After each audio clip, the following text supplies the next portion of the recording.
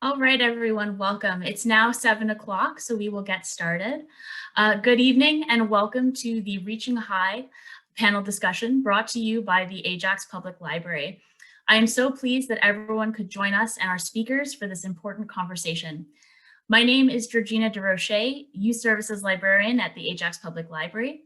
Tonight's program will feature organizations that provide awards to Black youth in Durham, including the Durham Black Educators Network, the Congress of Black Women of Canada, Cultural Expressions Art Gallery, and the Town of Ajax. We will also hear from past and present recipients of these awards and learn about their journeys towards receiving them. Your host for this evening, along with myself, is Julia Campbell, Adult Services Librarian from the Ajax Public Library, who will be assisting behind the scenes tonight. I'd like to begin tonight's event with a land acknowledgement. We would like to recognize and acknowledge the traditional land and territory on which today's event is taking place. It is important to make note of the relational and contextual quality of this protocol. An acknowledgement of traditional territory is an invitation to reflect on personal relationships with Indigenous nations. When we acknowledge treaty, we are asking individuals to explore their rights and responsibilities to place and people. And when land is acknowledged, we are encouraging you to seek out the history and teachings of the natural world. We would like to begin this by acknowledging that the land on which we gather is the traditional territory of the Anishinaabe Mississauga, adjacent to the Mississaugas of Scugog Island First Nation, and in the territory covered by the Williams Treaty. This place is and will continue to be a home to Indigenous peoples. Let us move forward together with kindness and respect. Thank you. And now, just a couple housekeeping items. If you experience technical difficulties this evening, we recommend that you exit the program and try and re-enter. If you continue to have difficulties, please place a comment in the chat feature and Julia or another member of staff will assist you. For our phone participants, if anyone is dialing in, please press *9 to request assistance. Tonight's program is being recorded and the video will be posted to the Ajax Library YouTube channel in the coming days. We also encourage participants, if you have questions, to use the webinar Q&A feature. Our panelists will try to address these questions in real time, or if we have time at the end, we will open up for questions that have not been previously answered.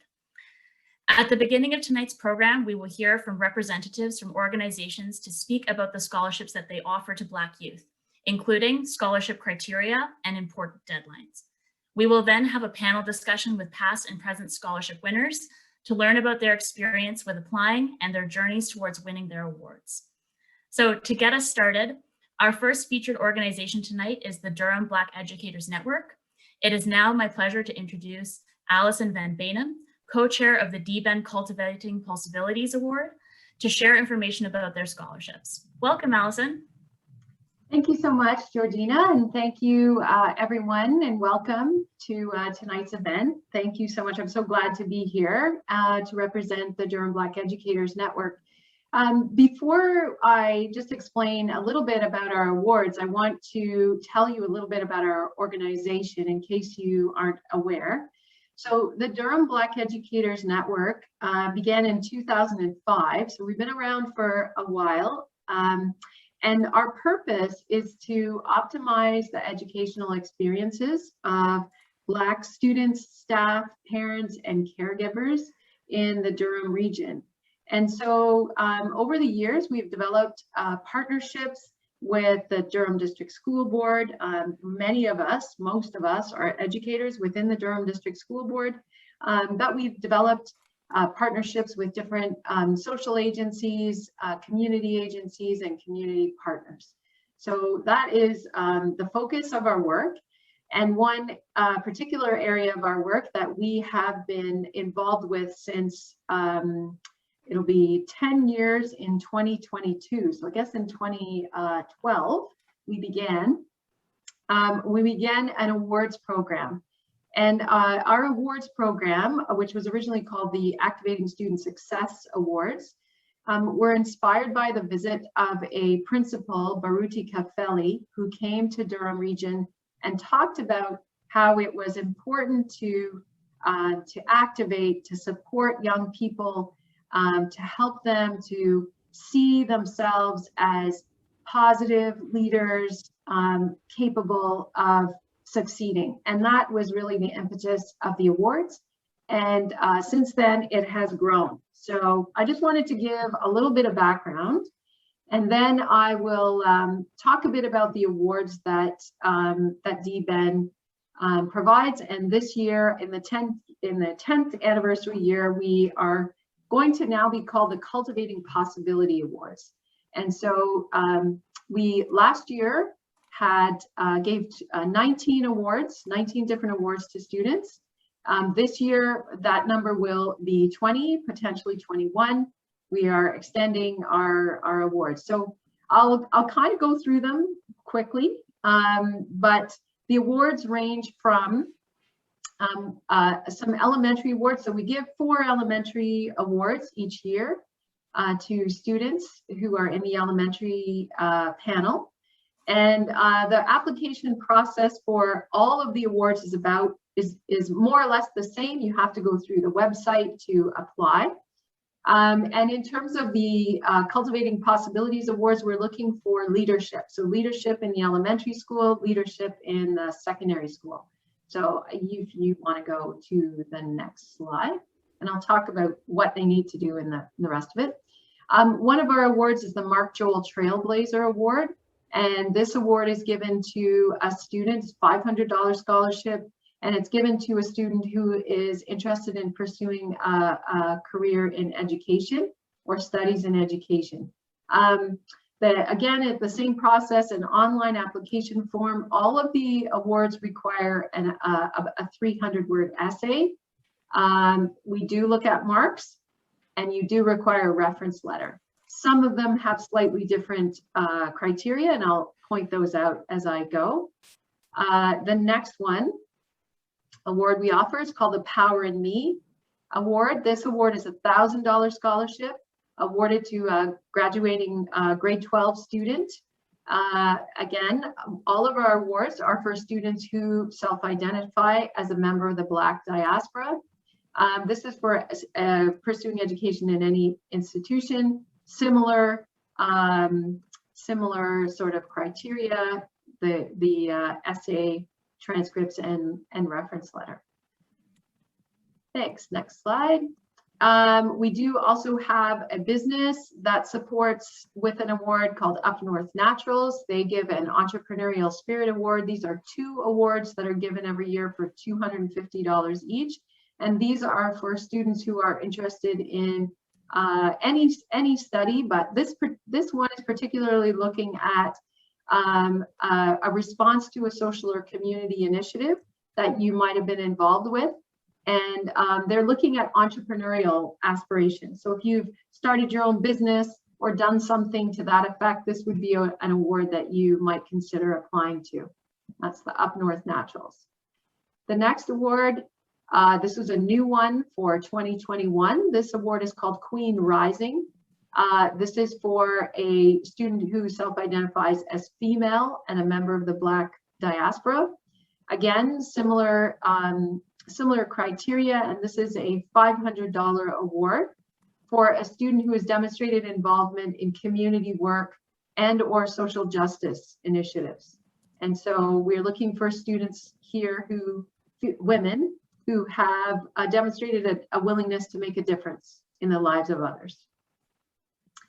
The next award is the Eulene Thompson Award.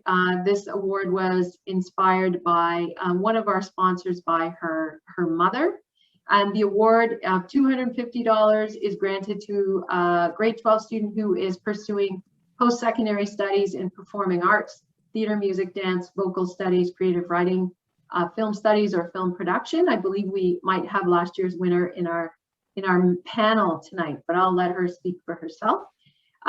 So that's an area for somebody who's interested in pursuing that area of studies. This award is for them. Again, similar criteria.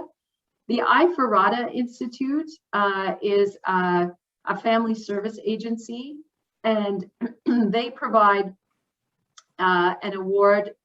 It's actually $1,000 scholarship. It says here it's $500, but I believe they increased that award amount to $1,000. Again, pursuing post-secondary education at an accredited institution. They are looking for people who can demonstrate resilience and growth potential. So let's keep going. And there's a National Basketball Youth Mentorship Program. That's another one, looking for students interested in athletics or who've been involved in athletics and have led something in that respect. Keep going. I can speed up. We got lots. Oh, I'm at the end. Okay, perfect. We are planning to add a couple of awards, and so what I would recommend is for students to go to the website dben.org and go to the awards page and look at them. The awards will be there in January 17th. That's when the applications will go live. The deadline is in March, so you have until March 11th for submitting your application. But you know, in January, you can start looking to see what's there and whether there's something that you can apply to for your scholarships. Okay, I think that's it. I'm going to stop now. Thank you so much, Allison. And yes, I've actually, the links will be provided in the chat. So if you want to be opening them or bookmarking them, save them for later. Anything that's spoken to, we will pop those links in the chat for everybody. Our next speaker, no, thank you. Our next speaker is Juliet Young, Education Chair from the Congress of Black Women of Canada, Ajax Pickering Chapter, and co-chair of the DBEN Cultivating Possibilities Awards, who will share information about the Congress of Black Women of Canada scholarships. Welcome, Juliet. Thank you. Thank you, Georgina. Thank you for having me. And I'm happy to be here to represent Congress of Black Women of Canada, Ajax Pickering Chapter. So I'm the education chair. And yes, I also work with Allison. I'm very lucky to work with her on the DBEN Cultivating Possibilities Awards program as well. But I wanted to talk to you about the Congress of Black Women of Canada, the Ajax Pickering Chapter. So as an Ontario region, we have been around since 1973, but with this chapter that I'm involved with, there are 8 chapters actually in Ontario, 2 of which are in Durham Region. One of them is Ajax Pickering, and there's another one called the Oshawa Whitby chapter. So we do a lot of collaboration, a lot of partnership with each other. Our chapters are made up of Black women, like-minded Black women, 16 years of age and older. And essentially our mission is to provide a forum for Black women just to help them identify the challenges, issues that they're facing, that their families are facing, the community in general. And we just focus on how we can support them and empower them. So we collaborate a lot with other organizations. For example, the local libraries in Durham Region, Ajax Public Library being one of them. We've been doing several partnerships with them. Cultural Expressions Art Gallery, which is one of the panelists here, Ontario Tech University, Side by Side, Supervised Access Services, Welcome Center, Immigrant Services. We do a lot of partnership with them as well. And what we try to do is provide programming and events for that focus on how we can address those challenges faced by Black women in our community, in Ajax Pickering specifically. We do a number of education, we put together a number of educational programs for youth. We just recently provided a coding workshop for young students, young Black students, grades 1 to 4. And we're going to be working on providing STEM workshops as well for youth. We've done some technology training for Black seniors. When Black History Month comes around, we do a number of programs and events for that. We also do a lot of advocacy work. One of the big events that we held recently was the summer of 2020. We put together a panel discussion, a webinar on combating anti-Black racism in education, health, economy, and criminal justice system. And that was very well attended, very successful event. And we also held a youth panel discussion where we had youth come on and talk. It was called Beyond 2020, Roadmap to Reshaping and Reinventing Our New Reality. So that was something where the youth could come and discuss their experiences, having experienced the pandemic, the COVID-19, the pandemic year, and the struggles that they face and the challenges they face. So that's just a bit about the chapter, Ajax Pickering. I am also here to talk to you about the scholarship awards that we provide. So our awards program is one of our flagship initiatives. It's something that we do on a yearly basis. We're happy to put these scholarships together, to provide these scholarships through sponsorship. We offer generally 4 scholarship awards, $1,000 each on an annual basis. And it's essentially for students who are in high school, currently enrolled in high school, age 17 to 20 years old. They must, one of the criteria that's very important to note is you need to be living in Ajax or Pickering. We often get applicants outside of the area, and unfortunately you won't be eligible unless you live in Ajax or Pickering. You need to have applied to a university or college or skilled trades institution. And you will need to show proof that you have registered for that in order to be granted an award. And another criteria that's very important for us is that you need to show financial need. So that is something that is a criteria for us for these awards.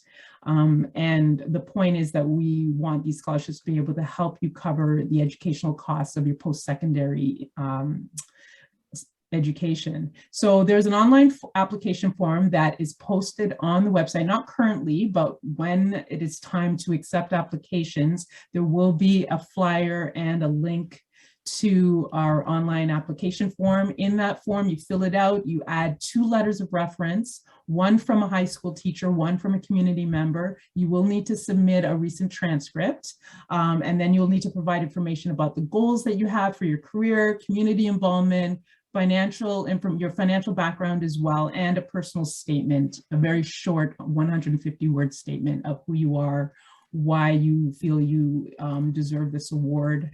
And so that's essentially it. The deadlines, I see those are up, and I'm just going to jump to that. The deadlines are usually, especially since we've been virtual, usually what we will do for our scholarship awards, just so you know, we often have a awards brunch that is held in June, and it's like a gala, and there's performers, and there's brunch, a meal that's served, and so forth. For the last couple of years, because of the pandemic, we have been doing this virtually. So we haven't been able to do it in person, but what we usually do for the last couple of years, the applications are open around the end of March. So March 2022 coming up, and the deadline will be May 31st, most likely. So the end of May. These are tentative dates, but they're very likely, and you will be notified around mid-June. There is another, as I mentioned, we are affiliated very closely with the Oshawa Whitby chapter. They are offering a scholarship this year. It is called the Leave a Legacy Scholarship, and it is eligible, it is available for students who are currently enrolled in high school, who are pursuing post-secondary, college, university, trades for their first year. And for the criteria for this particular award, you need to be living in Whitby. If you were living in Oshawa, you wouldn't be eligible. That chapter did give awards recently, 2 awards to 2 recipients who live in Oshawa, but for this one, it's for students who live in Whitby. It's a minimum of $500. That number could increase depending on the number of applicants and winners. But interestingly enough, that chapter has not received any applicants yet. So if you are living in Whitby, that is definitely an award to apply for. The date for that is coming up soon. It is November 19th, the deadline at 5 p.m. But strongly suggest you applying for that, considering currently there are no applicants. And the application right now is on the website, and you can fill it out. It is a PDF. So you'd have to print it out and fill it out and email it back in. You need 1 letter of reference for that, 1 letter from a teacher or a community leader. You need to provide a 250-word letter as to why you should receive that scholarship and what kind of community involvement you've been in. And that is about it for that one. So that sums up the awards that are available from the Ajax Pickering chapter and the Oshawa Whitby chapter. Thank you so much, Juliet. I have, if everyone wants to look to the chat, I have put the links for the Ajax Pickering chapter's website, the Ajax Pickering scholarship page, as well as the Leave a Legacy scholarship form as well. So I encourage everyone to follow those links or to bookmark them for later. It is now my pleasure to introduce Jackie Debeek, a member of the Cultural Expressions Black History Month Celebration Committee for the past 10 years and lead for the Cultural Expressions Arts Scholarship. Welcome, Jackie. Thank you so much, Georgina, and thanks everybody for being here this evening and all of the panelists participating tonight. It is great to be here. As Georgina said, yes, I represent Cultural Expressions Art Gallery, Inc., which is a not-for-profit corporation that contributes to making art and culture accessible through special events. What I love to think about Cultural Expressions is that we are grassroots, but we are mighty. So small but mighty in the work that the organization does. We're most well known probably for the Black History Month event that we put on annually. And as Juliet mentioned, we have been working in partnership with all of the organizations on tonight's panel, DBEN, Town of Ajax, Ajax Library, and of course, Congress of Black Women. The organization, the corporation, was founded in 2010, and that's just a few years after the physical gallery was established and operating in historic Pickering Village. So there was actually an actual Cultural Expressions Art Gallery for many, many years. And it operated under the auspices of Esther Ford, who is a very prominent name in the community and continues to operate as president of Cultural Expressions Art Gallery, Inc. And so what you're seeing on the screen are some representations of our past Black History Month events. Last year, we were virtual for the first time, or at least in 2021, we were virtual for the first time because of the pandemic. But if you know this event, it was resident at the J. Clark Richardson Collegiate High School in Ajax for many, many years. And for 2022, we will be virtual again, and I'm encouraging everybody to save the date for February 5th, which is on the next slide, which will be the 15th annual celebration that we're very proud of.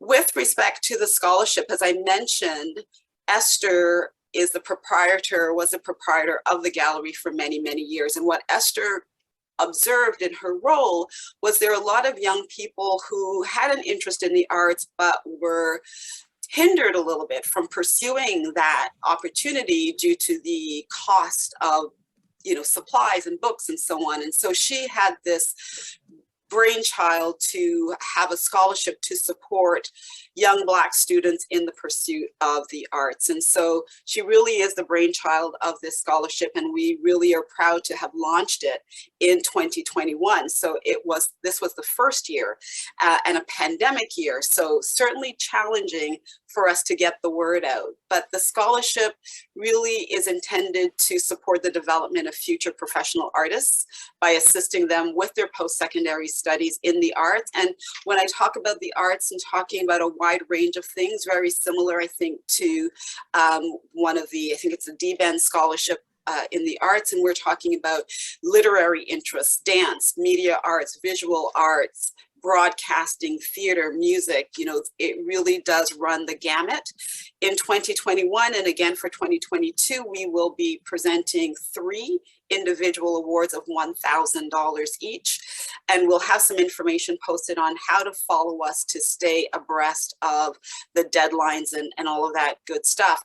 But I will say that similarly to some of the things that have already been mentioned here is that we are looking for solid academic performances with submission of your transcripts. But we also want to see your passion and commitment to the arts. And we think that that can be expressed through your letters of reference that demonstrate your commitment through school involvement, extracurricular involvement, community involvement, all of those things. We really want to see that passion and commitment coming across in many, many different ways.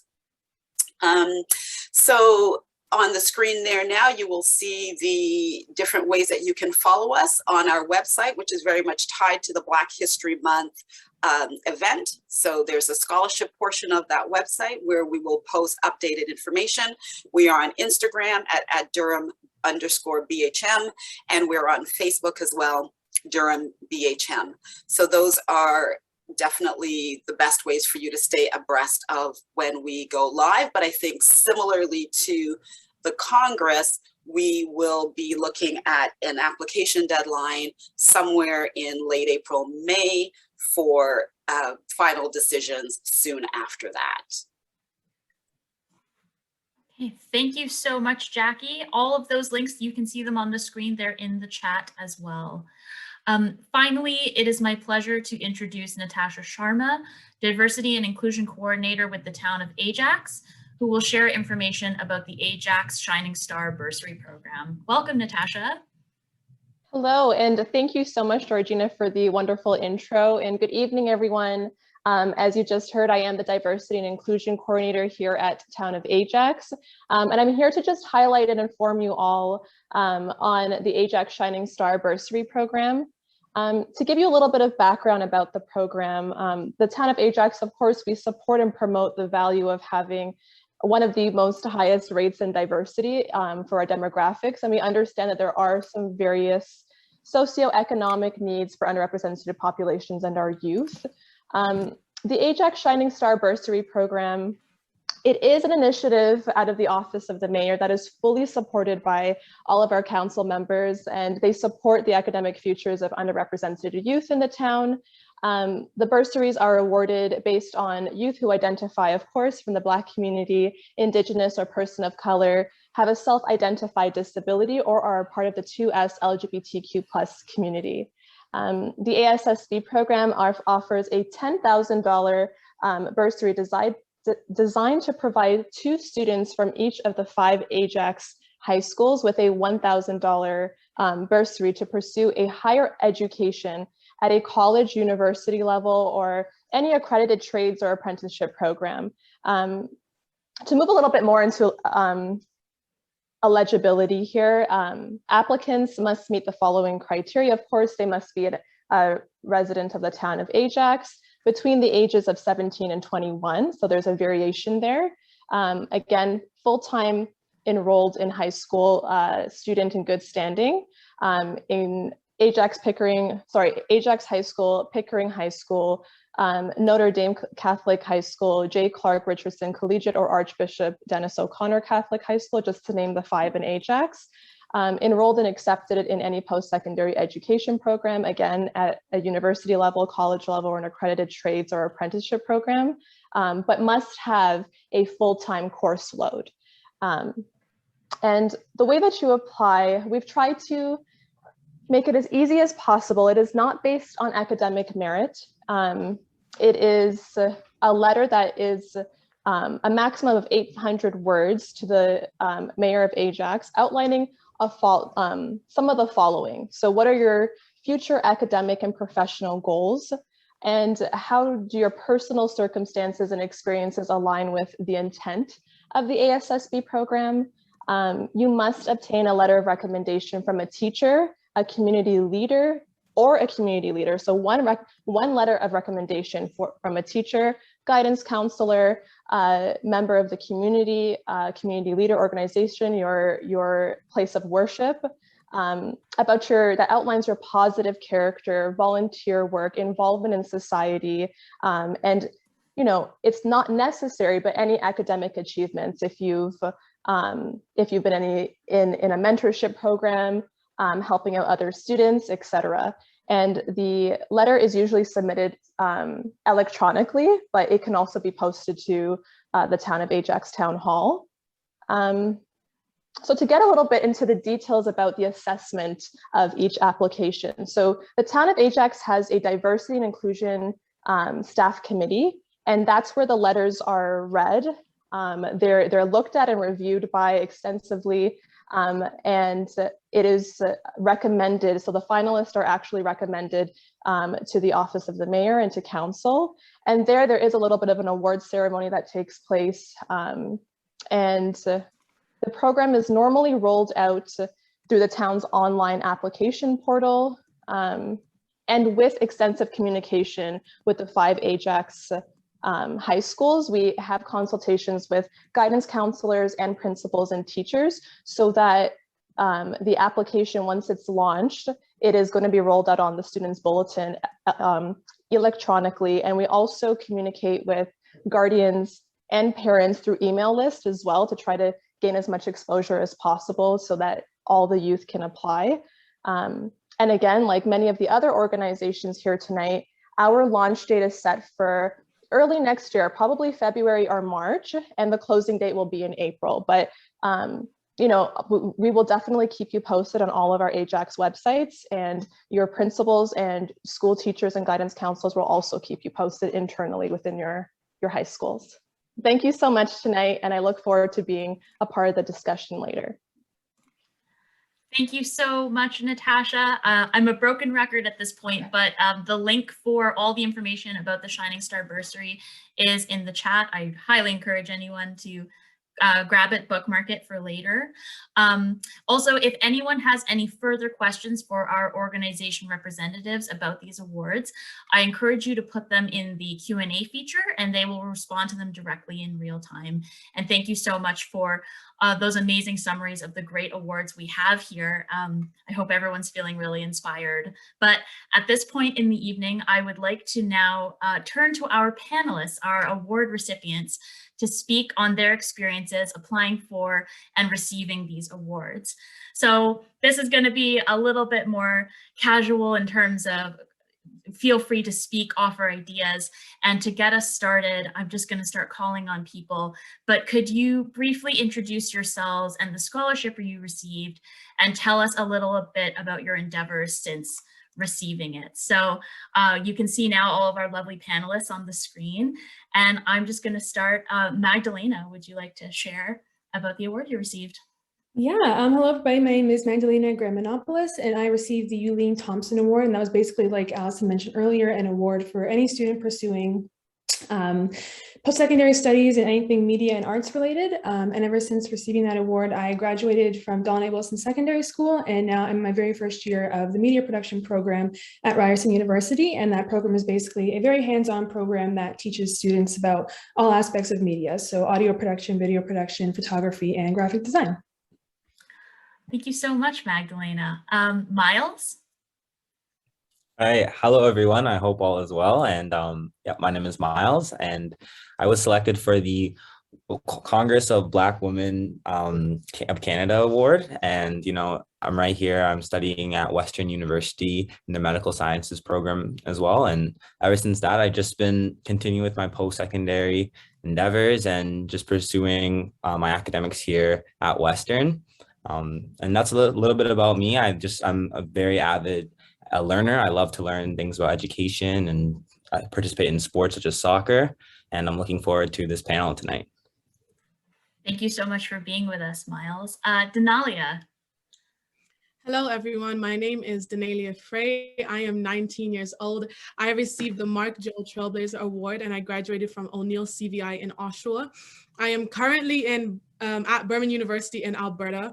I am in my second year of studies in secondary education with a major in social studies and a minor in math. In addition to that, I've received some pretty amazing jobs. I'm currently working for a nonprofit organization called A Better World, where we strive to reduce the cycle of poverty. So the scholarship has been amazing in terms of helping me strive and reach my goals of hopefully becoming an international public speaker or high school principal. So we'll see where things go. Thank you so much, Denelia. Demario. Hi everyone, I hope all is well. My name is Demario Knowles, and I received one of the Activating Student Success Awards, which was the only award that was given to a student that wasn't in grade 12. So I'm still in high school. I'm not in post-secondary like some of my peers, but I've been happily serving my term as a student trustee. I've been able to meet some amazing people, and I've been able to work with my co-trustees to make some changes in the school board, and I look forward to finishing my term. Thank you so much, Demario. Sharika. Hi, everyone. I'm Sharika. I received the I Farada Institute of Excellence Award, and currently I'm studying forensics transfer program at Durham College, and this award has helped me so much. So thank you guys, and I'm so excited for this panel. We're so excited to have you here, Sharika. Thank you so much. Malia.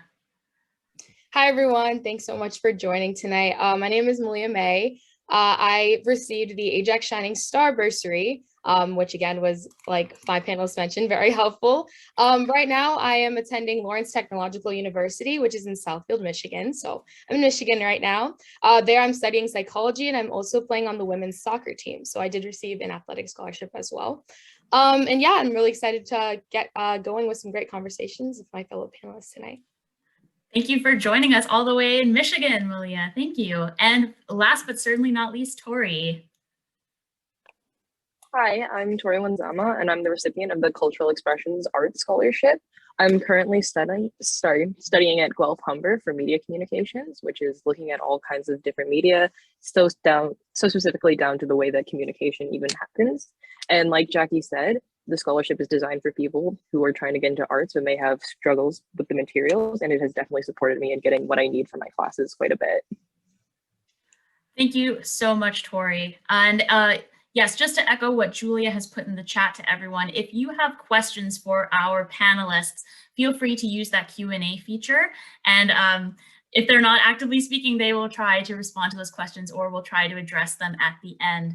I'm just going to throw some questions at you guys. I'm really interested to learn your journeys and applying for these scholarships. It's great to hear how much they have benefited you in your current pursuits. So this question is also going to be for everybody. I'm going to ask it of everyone. I would love to know, how did you discover your chosen scholarship? And why did you decide to apply for that particular scholarship? And maybe if not yet, I won't switch up the order yet. So I'll just come right back to you, Magdalena. How did you find and discover your scholarship?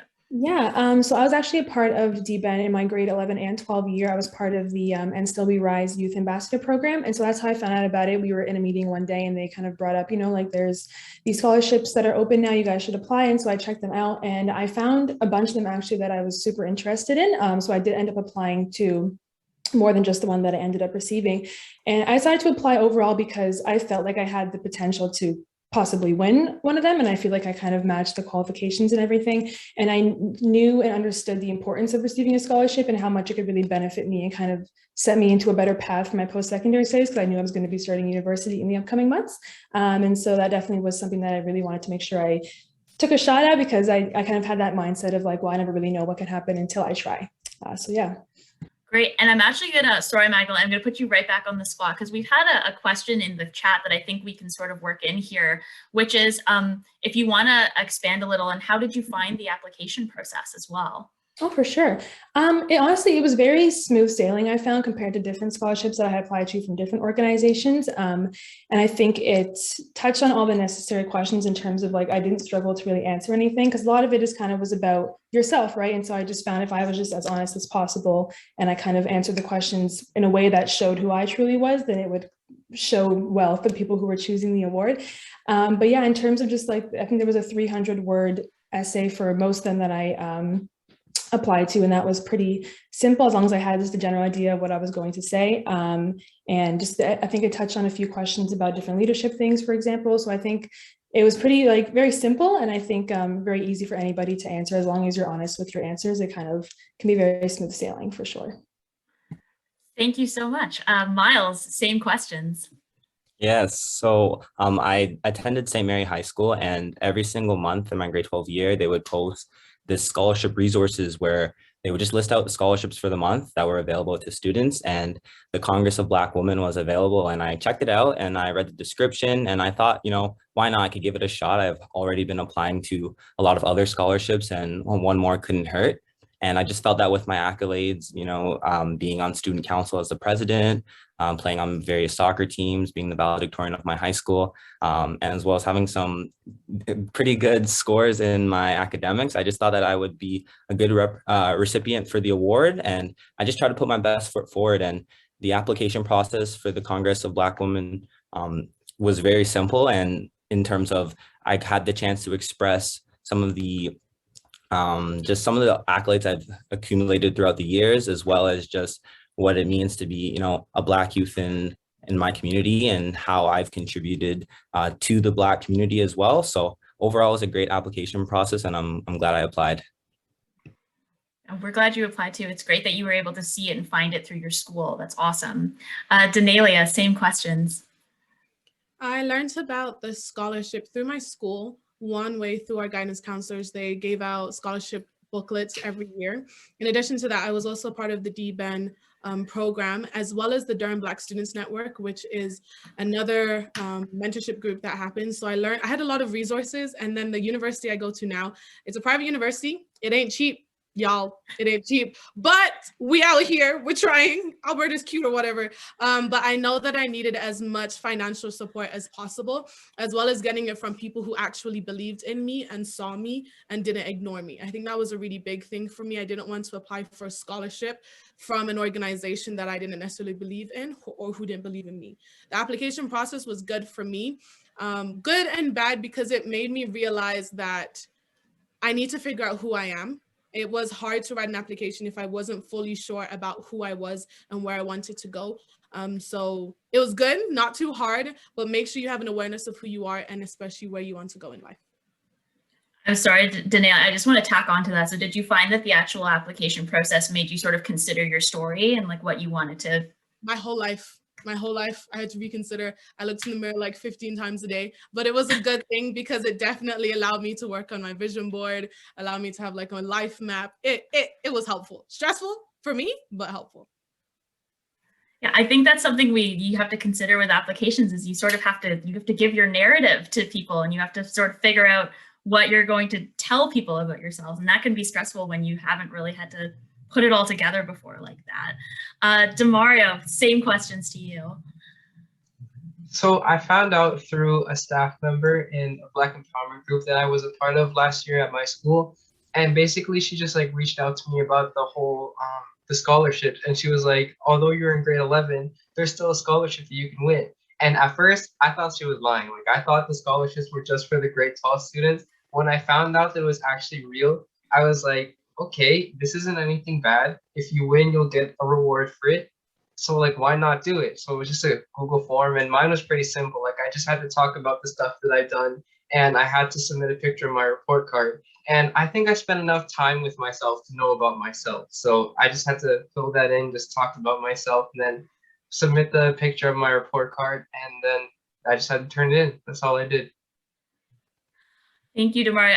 I think it's true. I think people think scholarships and it's synonymous with grade 12. So I'm so glad you're here tonight because you're proof that it's not all about being in grade 12. And that's awesome that you were able to do that process. Sharika, same questions. So before even hearing about any of these scholarships, like I just moved to Oshawa the year before, and I went to Durham Alternative, and my guidance counselor, she was kind of looking at my progress and how it worked and stuff like that. And she pulled me aside to like, I have a list of scholarships that you should definitely apply for. So I was like, great. But I applied for it, and the application process was pretty simple. I was honest, upfront, and I was pretty surprised when I got the call, but then I was like, girl, you did that. I'm glad you replied. So definitely apply if you're having doubts. Still apply. Thank you so much, Sharika. Malia, same questions. Yeah, so similarly to Miles, actually, I graduated from Ajax High School.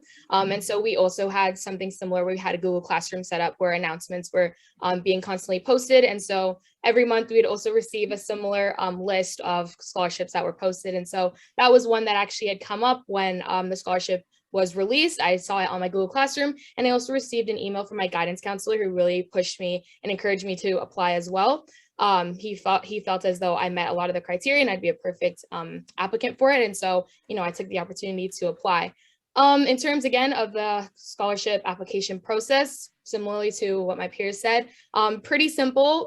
For the Ajax Shining Star Bursary specifically, I found that one very almost fun to do because it was very creative and different from a lot of the other ones I'd done in the letter format. I thought it was almost cool to address and almost speak to yourself to the mayor specifically. And so I thought that was a really cool way to do the application. But yeah, again, very simple. It was nice, like my peers also mentioned, to talk about yourself, almost, gas yourself up a little bit and talk a little bit about why, you deserve to be recognized for these accolades and whatnot. So, yep, that's my answer. Thank you so much, Malia. And again, last but certainly not least, Tori, please, same questions. So I actually found out about the scholarship through a friend. She had seen it on her own and she thought of me. So I thought, why not? I might as well apply for it. It is for the arts, which is what I'm hoping to pursue. Not only as, obviously I'm a Black person going into the arts, but also one of my goals is to share stories of Black people through creation of arts and media. As for the application process, the actual process of filling out the form was fairly simple. I was able to just figure out everything, nothing too complicated, but I did have a bit of challenge when it just came to, writing essays and basically trying to prove not only to another person why I'm a worthy recipient, but also to myself, why I feel like I deserve this. So it was a challenge to kind of give myself the recognition and feel like, oh, I'm worthy of acknowledgement for what I've done. But I'd say just, you have to push through that and maybe just talk to other people so you can fear that recognition from other people so you can maybe start to see it in yourself, because that is very helpful. It definitely reminds me of what Denelia and Malia were both saying about like gassing yourself up and deciding your story and that it's worth telling for sure.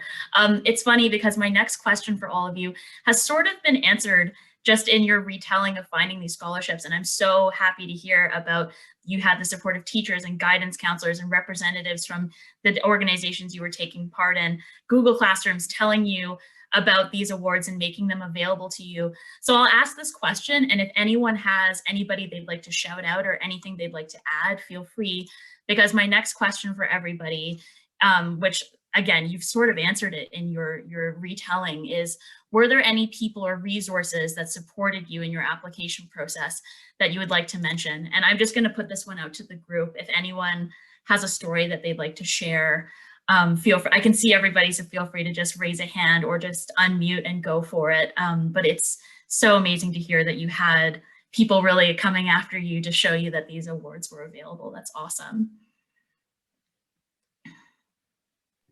I don't mind starting. I think just for myself, my parents were definitely a very good resource to help me and just push me to continue to apply for scholarships because the process can be a little daunting sometimes and it is long. So they're always encouraging me and saying, why not? It doesn't hurt to apply. But I would also like to mention my guidance counselor. She was very, very helpful. Her name is Mrs. Stanizik, and she was always there, always telling me, you can apply for this, or there are certain awards that your school needs to nominate students for. And she was always pushing my name out there and making sure that, like, just hoping I got the award. And I thought that was very kind. And she's, she showed me so much love. So I do appreciate that. And I would also like to shout out to my uncle who looked over some of my essays and just also encouraged me to continue to apply as well. So I definitely had a bunch of resources and I couldn't have done it alone. Thank you so much, Miles. I think I saw, Demario, did you put your hand up? I know Magdalena's is up. Did you put it up? And then go ahead, please. There are a lot of people that I could thank, but I feel like it would take too long if I were to list everyone. So I just wanted to give a special thank you to, I don't know if you know her, but her name is Miss Rock. She was the vice principal at my home school before she became a principal. Miss Rock has always been encouraging me since I first stepped into high school. And I used to be the shy kid. Like, I didn't like talking to anyone because I always used to be so introverted, if that makes any sense. But Miss Rock was always encouraging me and putting my name out there. And she's like my best friend now. Like, I look up to her so much and I appreciate her for getting me involved with DBEN in the first place. And I also wanted to thank Mrs. McGregor. She was the staff member that I mentioned that introduced me to the awards. I would not be able to get this award without her. And Mr. McGregor, if you're watching this, thank you so much. And I'd like to thank Mr. Holmes. He is a teacher at my home school. He did one of the reference letters that I had to fill out. So thank you, Mr. Holmes. I appreciate you for that. And yeah, that's all I had to say. No, thank you so much, Demario. Magdalena, please. Yeah, kind of going a little bit off of who Demario mentioned, I was going to say, I think the DBEN supervisors play a really big role. Like Miss Rock, like he was saying, or also Miss McIntosh. They kind of just like, for the 2 years that I knew them and got to work with them and the rest of the group, they kind of always really made sure that everybody in the group knew that we had the potential to see a lot of success and that we had it in us. And I think that was very motivating and very reassuring to hear. And so I kind of felt like I had a bit of a support system when it came to applying. And then besides that, like Miles said, definitely my family, they've always kind of been my number one supporters and everything, and people that I know I can always go to rely on if I need help. So my parents are definitely a very big help in the whole application process because they've been through it before. They've applied for their own scholarships and they kind of know what to expect. And so they definitely were a very big help. Thank you so much. And Sharika? I actually grew up in foster care, so like I'm a Crown ward. So my social worker was a really big like part of my application process as well, because she never stopped believing in me. She always knew what I was capable of, and shout out to her. And also my guidance counselor, because without her I would have never even known about this, so shout out to her as well. Thank you. I think you guys are touching on something that's so important, which is no one is an island when going for these awards. And it's amazing to hear that you had these resources and these supports from all these different places. Malia, please. Yeah, I'll just quickly touch on my experience as well. I had some really great mentors, ones that I was able to even reach out to write reference letters on my behalf. So again, having those connections were great. Great support systems in the whole application process, in my entire high school journey in general. So a lot of teachers, a lot of supervisors for different clubs I was a part of, coaches even. Those are definitely, sorry about that.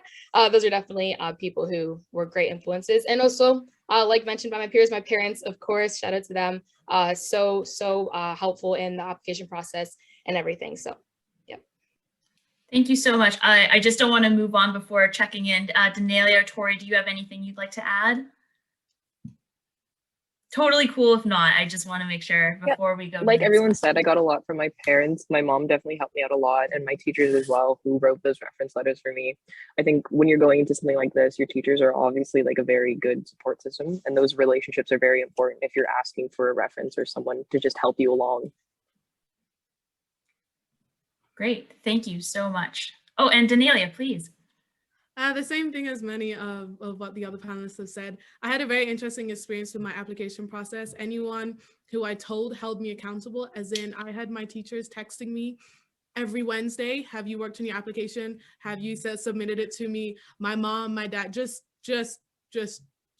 boot camp style application process. So it definitely helped to keep me accountable, but I'm thankful for not my community, but my country of supporters who are always there for me. Great, thank you so much. And we've had a comment in it's actually in the chat, panelists, and feel free, I see Magdalena has led the charge on just responding through type, feel free. The question is, has receiving the award helped boost your confidence? So I'm already seeing some resounding yeses, but if you want to pop in the chat and give your answers there, I will move to the next question that I have for everybody. So this was touched on. Obviously, there's a breadth of awards that are available and that focus on different things: leadership, sports, arts, sometimes an academic element. So what I wanted to hear from you guys was, besides academics, what do you feel were the most important elements of your application? And Magdalena, I'm going to stop picking on you and making you go first. So I'm actually going to go the opposite direction. And I'll start with you, Tori, if you don't mind.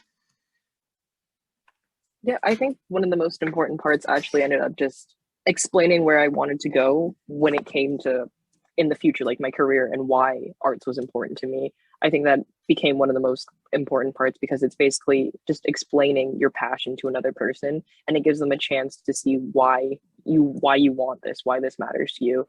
For mine, I actually had to submit like some of the art that I had done. So I submitted some posters I had created, and I submitted a short film as well. And I think having the organization being able to see that allowed them to see a part of me, which I think was probably more effective than just showing my report card or any essay that I could have written. Like that is, H really shows you, especially in an art scholarship. Excellent, thank you so much. And of course, you were the recipient of the Cultural Expressions Art Gallery Award. So art was going to be a huge component of it. And I think what you said is so apt about like your art is going to represent you more than sort of any other element for sure. Malia, same question. What came through for you in your application?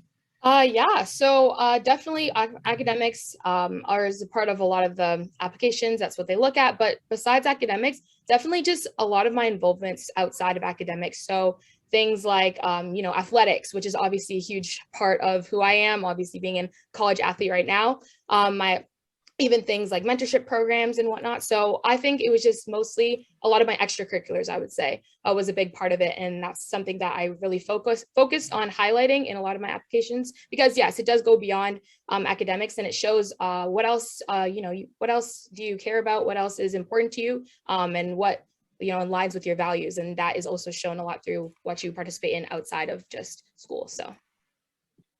Perfect. Thank you so much, Malia.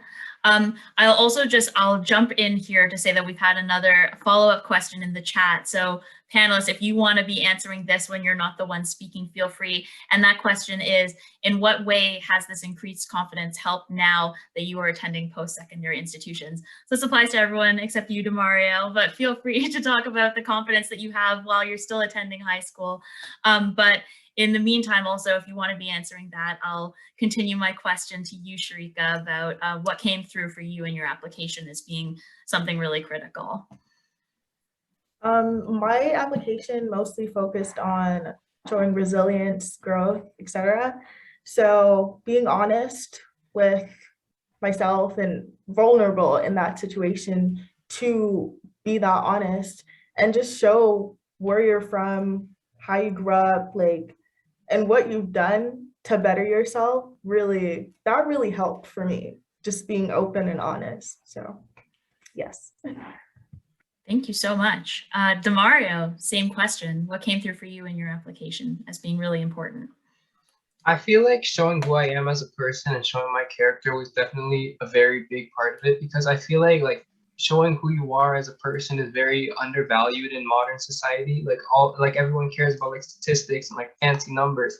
And I'm sure that everyone who applied for the scholarships all have high grades and stuff like that. I'm sure everyone has 90s, 80s, all those fancy good marks that people strive for. But if you just have if you just have a plethora of high marks, then nobody really stands out. But if you create the opportunity for people to show their character, then that's how you can see who's passionate about achieving their goals, who's ready to strive for the future. Because some people may have lower marks than other people due to circumstances out of their control. Numbers don't tell the full story. Some people could be struggling with a mental health issue, as an example. That can cause their marks to be lower than other people's marks. But the numbers don't show that. But if you give the opportunity for people to show their character and who they are as a person, then that can kind of level out the playing field, if that makes any sense. And that can even make them stand out. And I feel being able to show who I am as a person was able to help me with the whole application process, if that makes any sense. Oh, it makes a ton of sense. And I think you're all echoing the same thing of grades aside, it's really who you are and showing who you are. If that means being vulnerable or showing your strengths, a combination of both for sure. Denelia, same question, please. I've had the honor of going through 3 completely different education systems, Jamaica, England, and Canada. So drastically different. With my scholarship specifically in terms of the mock drill Trailblazer, that being a Black youth who is trying to go into the education field. For me, I don't think my application was too much about the involvement I had, but more so what I created. So when I was in high school, I created the New Student Network, which was an organization specifically for international students who were transitioning into Canada, helping them gain social skills, helping them with academic skills, communication skills. So in that sense, I think you also have to be very aware of the type of scholarship you're going for in terms of what you're going to put in there. Because if I'm going to talk about, being an athlete would be great, but it doesn't necessarily relate much to my scholarship. Even though I was an athlete, it didn't help in that regard. So for my application specifically, it was important for me to outline what I created, because that shows what I will be able to do in the education system in the future. Yeah, pulling out the experiences that are most relevant to the application. Amazing, thank you so much. Miles, same question. Yes, I think one of the most important aspects in applying to just any scholarship is being authentic. And, sometimes you'll hear the scholarship ask you certain questions about describe yourself or leadership opportunity. And, you may not feel that you've had a certain impact in a certain area, but I think authenticity is one of the most important factors. So just be real with yourself and the experiences that you had. And like a lot of my peers have mentioned earlier, while yes, I think academics are important, and for a lot of scholarships, there's going to be like a cutoff. Sometimes they say like minimum of an 80 average or etc. But I think, yeah, what you've done also outside the classroom will show your characteristics and define you. And for myself personally, I love getting involved with my school community and being involved with leadership opportunities. Being a part of student council is one of some of my best memories in high school, as well as playing on multiple sports teams and joining clubs that promoted for Black youth was very fulfilling for me. So overall, focus on your academics. It's extremely important, but don't neglect the other aspects of yourself and other clubs and other opportunities that your school has to provide. Thank you so much, Miles. And Magdalena, please. Yeah, I basically was going to have the exact same answer as Miles. I know I kind of touched on it a little bit earlier, but yeah, just being, I think, 100% authentic and honest is very important, because you want whoever's choosing the awards to kind of get a sense of who your true self is and kind of reflect like what you're all about and everything. So definitely like authenticity and honesty is very important. And I found for myself personally, when it came to applying for these scholarships, especially the one that I ended up winning, I think really putting an emphasis on my leadership was a big part for me, at least, because I've been someone who's been a part of many different extracurriculars for my entire school career. I know in high school alone, I was president of student council my grade 12 year, a part of numerous sports teams. I was on the dance team, part of the theater company. So I always did a lot of stuff. And so I think that because I knew that the DBEN awards especially like had a really big focus on the leadership aspect of everything, I wanted to make sure that I kind of had that shine through my application as much as possible. And so I think if you're someone who also is very like engaged in their community or in their school or whatever, it's definitely very important to kind of touch on that, and don't be afraid to, like we said earlier, gas yourself up a little bit. I know it can kind of feel a little bit weird to kind of sit there and talk about like everything that you're good at. I know for myself, I kind of was like, I don't really want to mention like everything that's good about me, because I didn't want to feel like I was bragging, but it definitely is something that's worth kind of cheering yourself on for, I think. So I think 100% touching on my leadership qualities definitely helped me in the process. Thank you so much. I mean, between all 7 of you, you've laid out like an experience. There's a lot of different elements you're drawing on. And I think some people can look at scholarships and think, oh, academics, maybe I don't have that. So maybe, but we've seen from your answers that there's a lot that goes into these scholarships. And with all the range of scholarships as well, there's different grade requirements as well. So being, what I've really heard from all 7 of you is like being who you are and pulling out the best parts of your experience and what's true to you is just as important or more important than the individual, the numbers, as you said, as Demar, like numbers don't tell the full story. My next question, I'm definitely going to ask it of everybody as well, because I know we have students in the audience tonight, which I'm so excited about. But as people that have had this experience and have done it, applied, received an award, I would love to know, what advice would you give to fellow students who may want to apply to scholarships but don't know where to start? I would love to get an answer from everybody. I'll do the same thing. I'll start with Tori, if you don't mind, Tori. Oh yeah, definitely your guidance counselors, your teachers are an amazing resource. Like that's their job, is to help you in post-secondary. So that'd be the first place to look. But also you can do a lot of independent research, literally just looking up like keywords, things that apply to you, like diversity scholarships, Ontario. And then there's so many options. There's also scholarships.com that literally just lists off a million of different things, and you can probably find something. Great. Two super good resources, just a search and guidance counselors. I think if you're in school, that is a great place to start. Malia, same question, please. Yeah, for sure. One thing that I found definitely was of benefit was having almost like a list or like a tracking list of all the extracurricular involvements I've done, everything from, 9th grade all the way up to 12th grade. I almost had like a repertoire of everything I had done, which was super, super helpful going into scholarship applications when it was time to, put all that into an essay and talk about it in applications, just being able to look back on it was, I think I kept mine both in a Word document and I also had it on a note on my phone. And so just being able to look back, everything was dated. I knew a reference I could go look back on if I needed someone to write a reference for me. So just staying super organized in that sense was definitely a benefit. And whenever I'm asked a question like this, I always say, keep track of everything, date it if you can, have it easy access so that when it's time to, start the application process, you have everything you need, you can get going with it. I love that idea of a list, because especially like as high schoolers, as people applying to scholarships, you're busy and you don't want to be at the application like, wait, what have I done? And when did I do it? I've definitely experienced that myself with like resume writing. I'm like, what did I even do? I forget. So I love the idea of having sort of like a proactive list. That's awesome. Right. Yeah. Sharika, same question, please. Just like Tori said, talking to like your guidance counselors, looking online in your district, searching up. Once I heard about the scholarship, I went on DBEN's website and I actually looked at the list and I was like, I could have just searched this up, but I wasn't aware. So a guidance counselor is definitely a huge person, a big person to talk to, because they will know about scholarships and such in your area. Yes, I think the message of this evening is, if you're in high school, talk to your guidance counselor when you think it's time to start scholarship application season. Demario, same question. I think this kind of relates to what Malia said, but I feel like when you're like looking for scholarships, you should look as soon as possible, because those deadlines will creep up to you. And when you figure out that the deadline for your application is like in like an hour or two, it gets really scary. I'm not going to say when I submitted mine, but all I'm going to say is that time management and I have a love-hate relationship. And I feel like if you're able to like figure out like the deadlines and the processes for all of your applications that you want to apply for, or if you're just looking for something, you can find the deadlines for those. That's really important. And I feel like that needs to be emphasized, because you can like look at like the process of a scholarship application and you could say, this doesn't look so bad. And you could be like, I'll save it for a later date.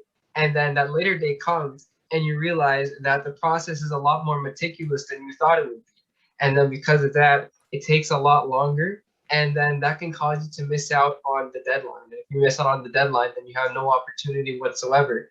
So it is very important to look for the scholarships as soon as possible and stay on top of the deadlines.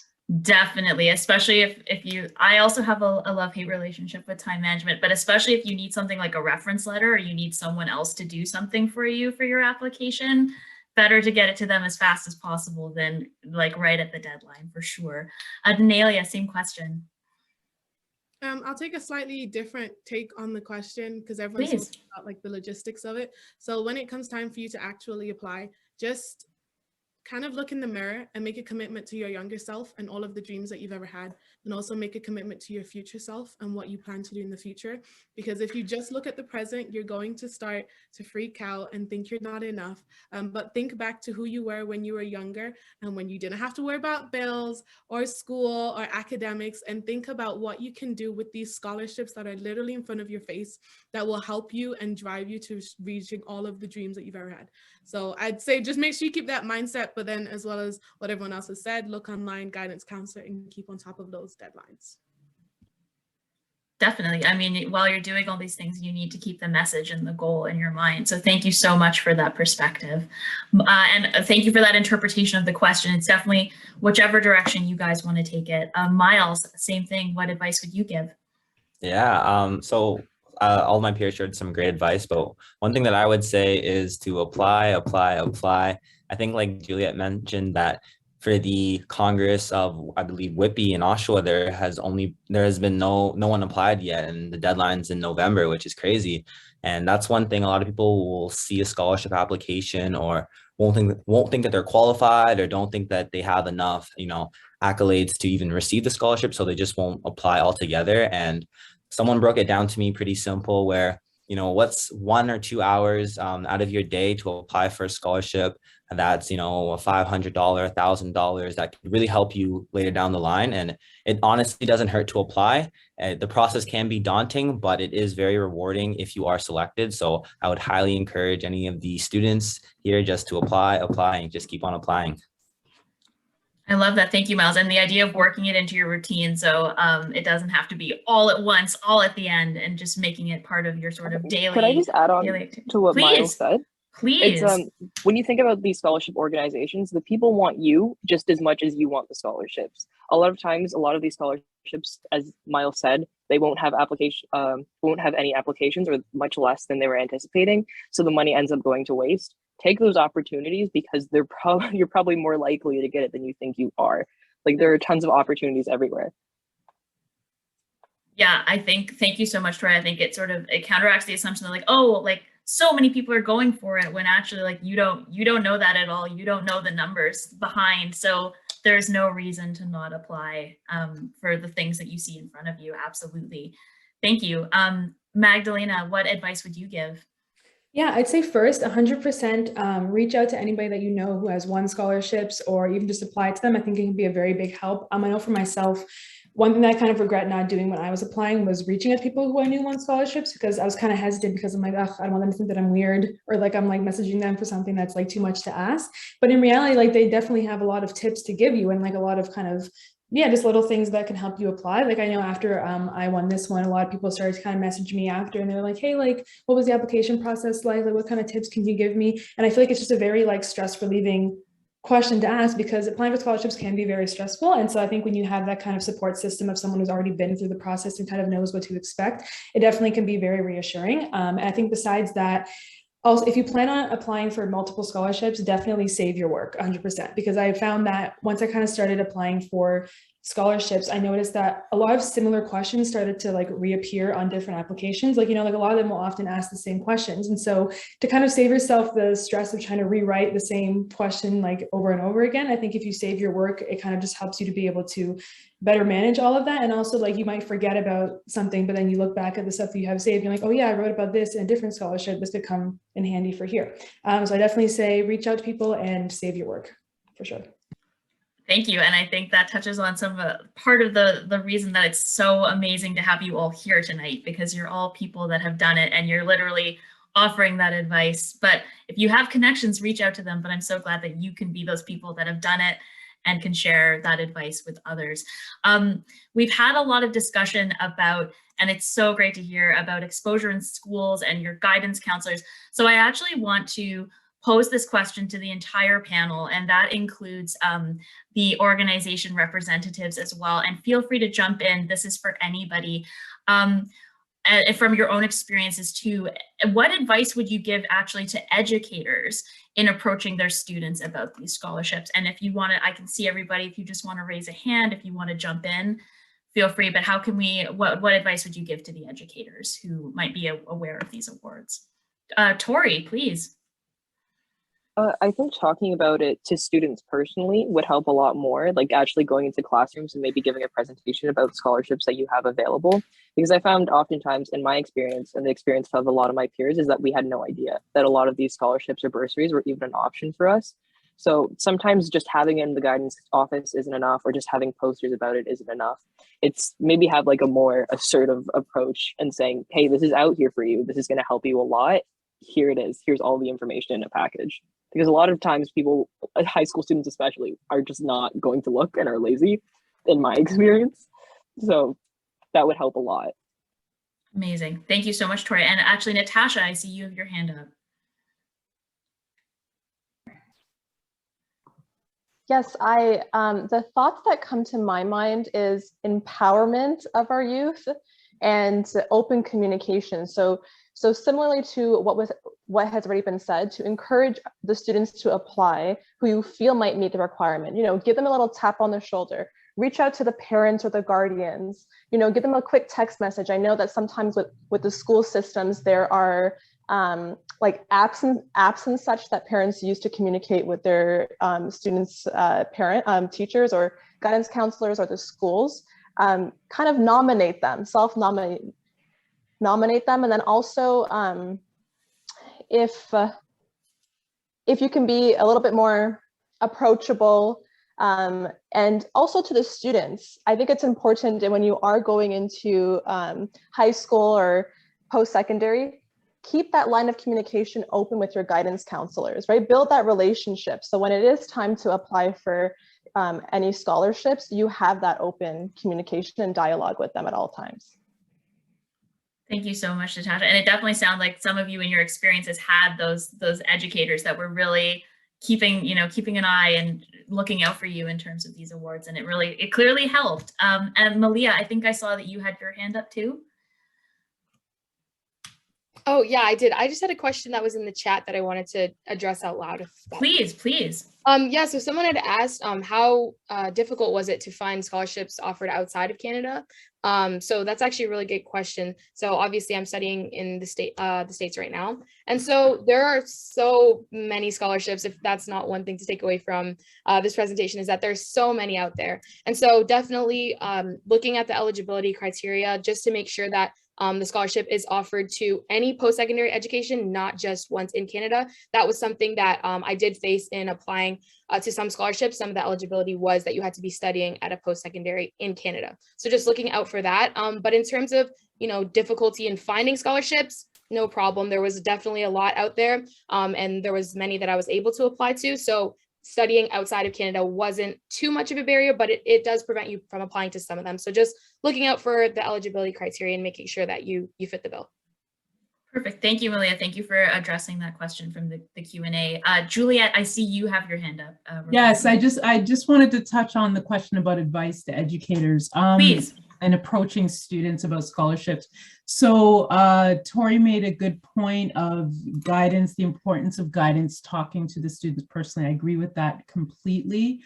And yes, Natasha, I agree with that too, the point of, tapping students who you think would fit the criteria of the awards. But I also think it's important that we, as educators, even guidance counselors, move beyond a type of student that they think would be a good candidate for the award, because we worry that cancels out other really amazing candidates. I think that there's a myth, a misconception that candidates, really good candidates for awards, are the ones that are, for example, straight A students and in every single club in the school. And that's not necessarily so. If you listen to Allison's summary of the awards that DBEN Cultivating Possibilities, for example, offers, as well Congress of Black Women of Canada, Ajax Pickering Chapter, we have an award where one of the criteria, we have a panel of adjudicators,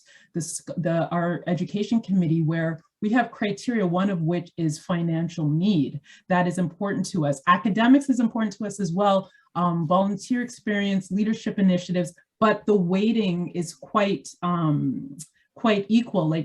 For example, you could be a very, very, very strong straight A student, but if you don't show that demonstrated financial need and you, let's say, filling out the application form, you've left off important pieces, you would not be a strong candidate for the award. So there are different awards, different criteria. So I feel that with the bias that we have as human beings, even as educators, I think that there's a concern that there's students that don't end up in that pool of people that we're tapping. I like Tori's idea of just guidance counselors talking to groups in general as well, and letting them know as a whole that these awards are available if you self-identify as a Black student, as someone from the African diaspora.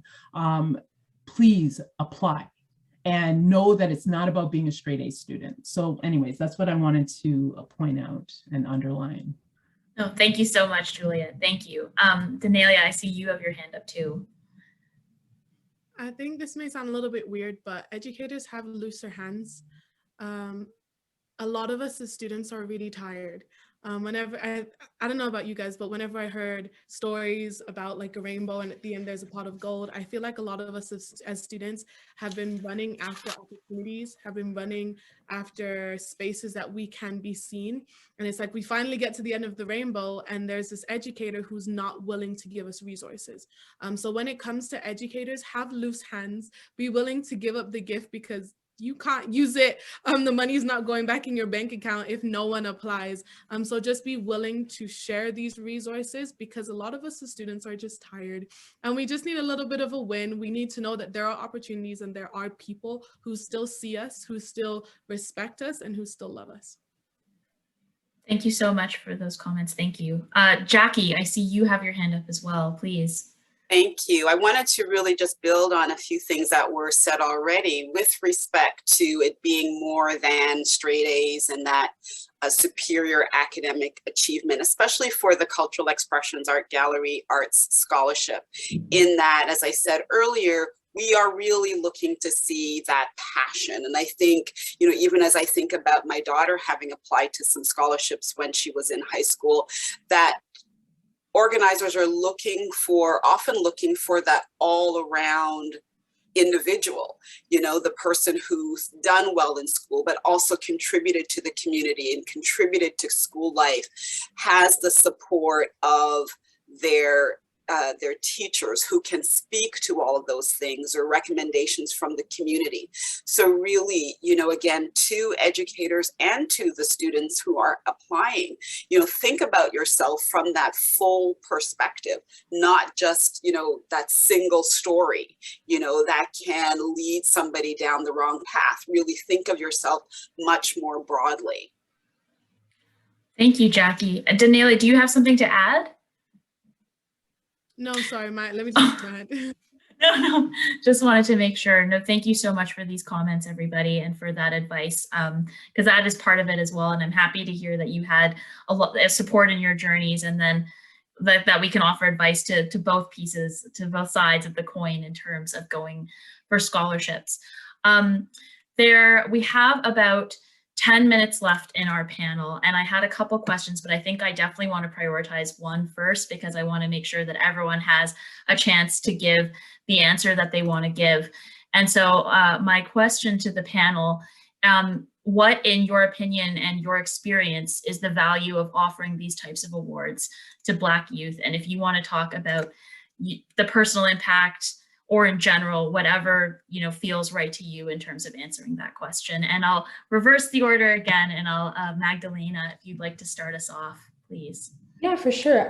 So I think when it comes to Black youth, but also just the Black community in general, I feel like we often feel like we need to work extra hard in order to see the same successes as our peers. And we kind of have to feel like we have to put in that extra effort in order to be noticed. And that can be overall very disheartening, because you kind of feel like, well, why do I have to work this much harder when other people can kind of see the same results without having to put in that extra effort? And I think also often too, when we do see successes within the Black community, they often get swept under the rug, or they're not really shown as much appreciation or have as much light shown on them as others. And so I think offering these awards to Black youth especially is kind of a good way to remind them that, like, that they have the potential to be really successful, and it's letting them know kind of like, we see what you're capable of, and this award is to commend you for that. So it's kind of like just a good like recognition type thing, I think, for sure. And like we were all talking about in the chat earlier, it's definitely just very confidence boost. And like, I know for myself personally, I do believe that I have what it takes to succeed, but there are some times where I just need to like hear it from someone else, you know what I mean? Because I can only believe it for myself, like, so far, but then I kind of sometimes I find myself looking to kind of just hear that kind of validation from other people, so that I know, like, okay, I can see it, but other people can see it as well. And so I think when I received this award, that kind of was what I needed. It was the kind of confidence boost where I noticed, like, okay, like, so I thought that I could do it, but now I know that others think that I can do it, and that is making me more motivated to want to pursue my education and succeed. So that's definitely a very big importance, I think, for Black youth, for sure. Definitely. Thank you so much. Miles, what is the value to you?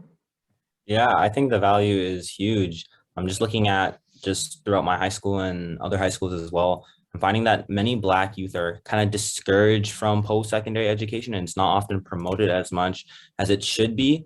And I think with scholarships that are offered to particularly just Black youth in general, it does encourage and it does motivate these Black students to apply, and that, you know, they are capable of receiving these awards. So for example, like myself, attending post-secondary school and elementary school and high school, and a lot of times I've been the only Black student in many of my classes, and I kind of seen that trend as I, you know, continue the years on and on, where, you know, you're the one sole Black student in the class, and, you know, it could have an impact on you. And I'm very blessed that I have a lot of great mentors who are always pushing me and encouraging me. But with these scholarships, these are also another reminder that, you know, you are capable of receiving these great awards, and there's organizations out there that are rooting for you. And I think that's so important that, you know, just let all the Black students know, and there's a plethora of opportunities out there that, you know, to continue to pursue the post-secondary education if that's your goal, and there are opportunities for you to succeed. Thank you so much, Miles. Denelia, same question to you. It just lets me know that I'm seen. I had the rougher of the Black experience in some regard, in terms of the physical, emotional, spiritual abuse from school through bullying for many years due to my skin color, due to my hair. It's something that I struggle with to this day. Confidence is not something I say I have. Mirrors are not something I like to look into. So it's cool to be able to know that there is somebody else out there who is a little bit further ahead in life, who's going down the path that I want to go, telling me, you can keep going. This race is really hard. It's like after you run a marathon, after a while, you get that little cup of water. That's kind of what it is. It's refreshing. You know that there's still a journey ahead, but it just reminds me that I can still keep going, even when I want to give up, even when my legs feel tired. But I feel like I'm seen, and there's a group of people who are always on the sidelines, who are ready to cheer me on and give me a bit of energy. Thank you so much, Denelia. I love the metaphor of the race and the cup of water. Thank you. Demario, same question. I feel like there's a tangible and an abstract kind of benefit that stems from winning these scholarships. With the more tangible side, obviously it will aid financially. I know that not all Black families are stable financially, and I feel like this is an amazing opportunity to help them out in that way. And with regard to the abstract thing, I feel like it will kind of be like a confidence booster for some of the students, because I fully believe that like everyone is like super talented and has like a high potential. Because I saw this story where there was this one student in like high school, and like he didn't try like anything, like he didn't try at all. And then there was like a final test that he had to do, and he wrote the test, and like the marks that he received said that he was like had like a high mark. And then he went on to be a part of this huge company. And then years later, the person who was in charge of distributing the test said that he got the wrong mark. He actually failed that test. But the student still went on to be a part of that huge company, even though he didn't try in school, he didn't fail the test. But he just had that belief that he did like pass the test with flying colors, and that caused him to achieve his true potential. And if I like connected to myself, as I said before, I used to be the shy kid. Like I was smart, but I was never the top of my class. I was athletic, but I could never make a sports team. Like, you know, I just felt like I didn't really like have that sense of like belonging anywhere, if that makes any sense. And like, fortunately for me, I've had people that have helped me like grow as a person, but not everyone has the privilege of having those people. And I feel like being able to win a scholarship will kind of be like a, hey, you know, you're pretty good at what you do. You know what I mean? Like just that confidence booster to give you that little like validation thing, like Magdalena said. Like it's just something that like it picks you up, and then it helps you to strive even further and it lets you believe in yourself a bit more, if that makes any sense. Makes a lot of sense, Demario. Thank you so much for that anecdote too. Sharika, same question. What's the value to you? Definitely, as my peer said, confidence booster and validation. It really helped, like just reminding you that you are capable of anything you put your mind to. So don't be afraid to go out there and try. Like it's worth it. Like if you have a goal that you really want to accomplish, like go for it, because trust me, you'll figure out your potential and you'll see just how much you're worth. So it made me realize my worth. Okay. I think you guys, you're touching on notes of belief and validation and affirmation, and that is amazing. Malia, what would you like to add? Yeah, again, I think these opportunities are great, especially for us as Black youth, just knowing that our community is supporting us and that we're giving back to the community. And I also think it almost sets us up to want to give back to our community as well when we get, you know, continue on with life and of course, get through our post-secondary education and, you know, get into more successful positions. We look back and we remember we had the opportunity to receive a scholarship or scholarship recipients, and we might look back and want to also give back to our community as well. So I think it just creates this great system of, you know, supporting the community, supporting each other, our youth. And so I think it's really beneficial as well. And of course, the confidence, as peers mentioned. Definitely. And to finish us off, Tori, what are your thoughts?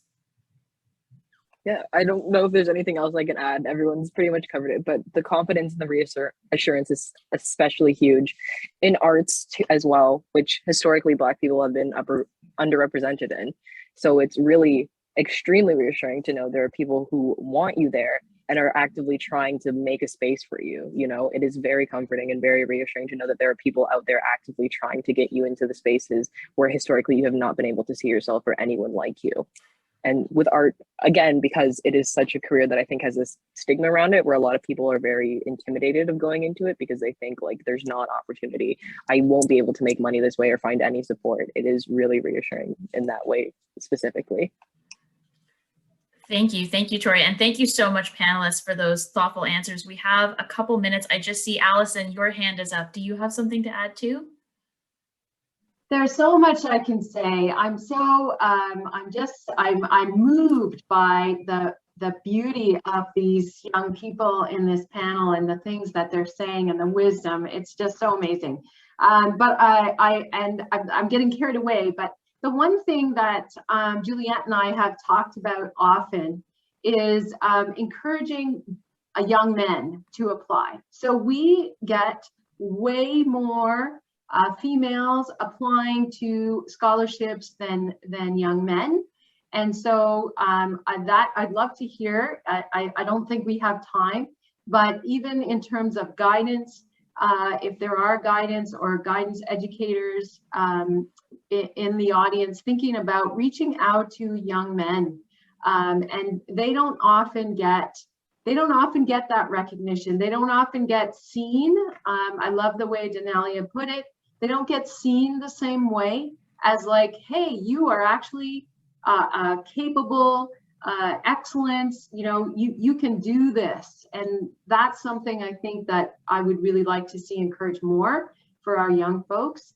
So I just wanted to mention that, and that the group could do some thinking about their peers and speaking to your peers who don't apply, and have them encourage them to apply. Remind them that they're capable, because you're all capable and you're going to do amazing things. And I'm so proud of the work that you've done, and really glad to hear you articulate all the things you're doing. So thanks. Thank you, Allison, and thank you so much for capturing that. And it's been captured within this discussion as well, and the recording of it will live on as well. That consideration for any educators or guidance counselors that we have in the audience. That concludes our panel discussion. So first and foremost, I would like to extend a huge thank you to you panelists. Tonight was to hear your stories and to also celebrate you. I know your organizations have celebrated your achievements as well, but thank you so much for letting us have you here and hear your stories again. And I would also like to extend a huge thank you to the organization representatives who took the time to prepare materials for us and to join and tell us about these scholarships. We are so happy that we could put this event on and hear your stories. And I would just like to remind everyone that this session has been recorded. It will be put on Ajax Library YouTube and our socials, and also the slides that you saw and the resources that we discussed will be sent out to everybody who attended tonight. But again, a huge thank you to the panelists for being with us tonight and for all your thoughtful answers and your engagement with these questions. I hope we've inspired a lot of people to start thinking about their own stories and to have some tabs that they've bookmarked so that they can start going out for these scholarships and thinking about the stories that they want to tell going into their futures. So thank you so much, everyone, for joining us tonight. And I wish everyone a wonderful rest of your evening. Thank you so much, panelists, for being with us today.